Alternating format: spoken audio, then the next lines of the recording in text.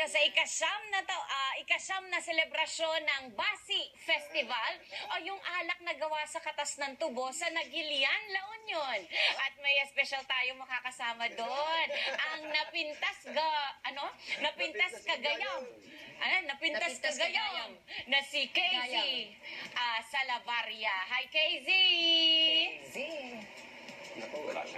Naku, disgrasya. Casey, ano yan? Hindi natin marinig. Naku, sayang Ulit-ulit. naman, Ay, babalikan natin si Casey. Sayang, Medyo, balikan natin, siya yung paano sinasabi nga yung nabasa ko? Napintas. Gagaya. Ano ibig sabihin maganda? Maganda. Napintas kasi maganda. Ayun. Naman, sige. Napintas kagaya. Ayan, mamaya pag hindi natin siya marinig, papasayawin na lang natin siya. Ayan, pwede na daw.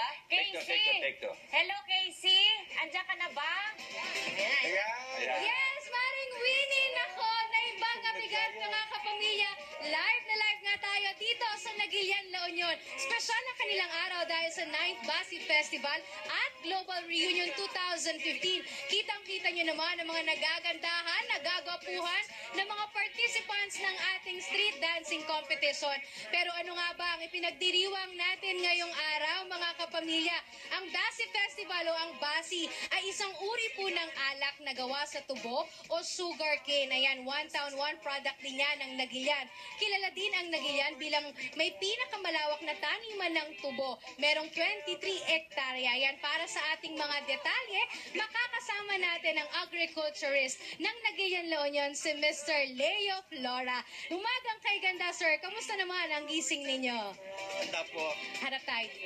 Ayan, kamusta ang gising ninyo, sir? Maganda po.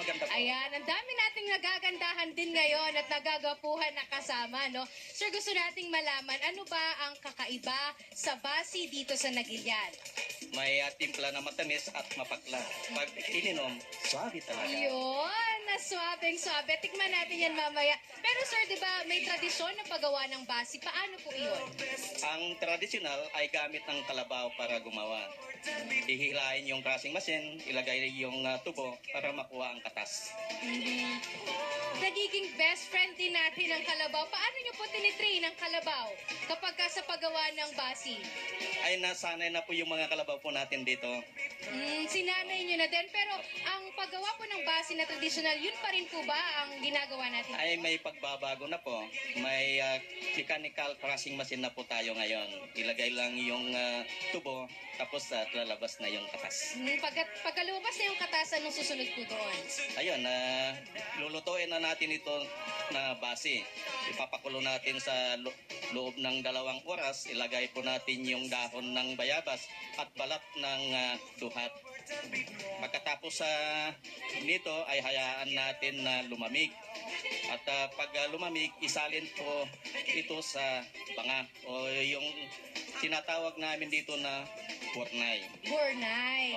Hayaan po ito na lumamig at takpan sa loob ng 2 oras. 2 oras. Pagkatapos nito, ay babalikan natin po ito at ilalagay po natin yung yes. At pag nailagay yung yes, ay tatakpan ulit at maghintay tayo ng 1 buwan. 1 buwan po hihintayin natin. Opo. I-check po natin yung timpla nito. Pag matamis, ibig sabihin ay pwedeng gawing base. Pag maasim, ay gagawin naman natin po ito na suka. Pagkaraan ng 6 na buwan, 6 months. 6 months, ay pwede na siyang inumin at Pwede na ibinta. nating inumin ang kanilang Basi. Maraming salamat, Sir Leo. Bukod nga po sa Basi, mga kapamilya, marami pa silang ipinagmamalaking produkto dito sa Nagilian. Tignan natin ngayon, nakahilera na yung kanilang mga gulay. Ito, kitang-kita natin. Kaway-kaway po kayo dyan. Diba, ang haba ng kanilang upo. Meron ding maliit na upo. May sitaw. Ang laki ng sitaw nyo, sir. Saging, kamoteng kahoy. Marami pang prutas. May jackfruit. Sir, ilang kilo yung jackfruit nyo? 48 kilos. 48 kilos. Diyos ko naman. At syempre, marami pa tayong matitikman. Produkto kakanin nila. Balik mo na sa iyo dyan sa studio. Naku, napakasaya naman dyan, Casey. Maraming salamat sa iyo, ha? Thank you, Casey. Tinan mo nga naman, ang saya-saya dyan sa may Nagilian. Casey, Nagalian La Union. Diyan pinanganak nanay ko. tunying eh. lasang red wine.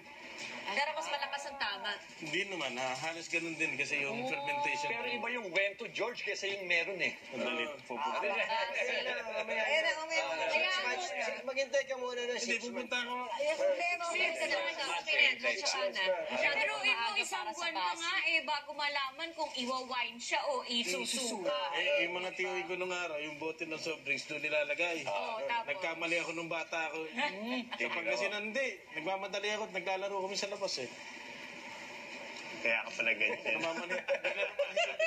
Ang tagal ng tama. Hanggang ngayon. Tinatanong ni Ate B kanina kung mataas ang alcohol content. Sabi ko baka nilagyan ng Rhea. O kaya Green Cross.